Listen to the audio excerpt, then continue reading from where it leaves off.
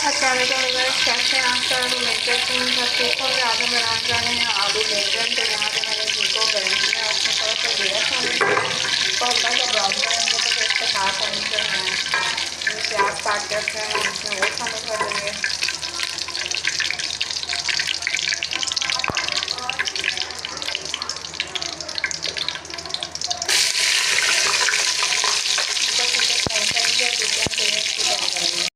तो यहाँ पर हमारे प्याज जो है लाइट ब्राउन हो चुके हैं। यहाँ पे मैंने सूखा धनिया लहसुन अदरक का पेस्ट जो है ब्लेंड करके रखा था। अब इसको डालेंगे, इसको अच्छे से फ्राई करेंगे।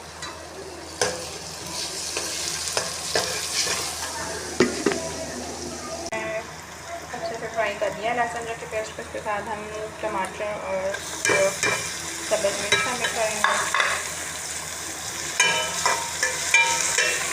यहाँ पर हमने अपने मसाले को अच्छे से भून लिया, इसका ये घी भी निकल आया है। अब हम इसमें आलू शामिल करेंगे, इनको अच्छे से फ्राई करेंगे। इनको थोड़ा सा भूनने के बाद फिर हम इसमें जो है बैंगन है वो शामिल करेंगे। यहाँ पर हमने आलूओं को अच्छे से भून लिया। अब हम इसमें शामिल करेंगे बैंगन जो हमने काट कर रखे हुए हैं।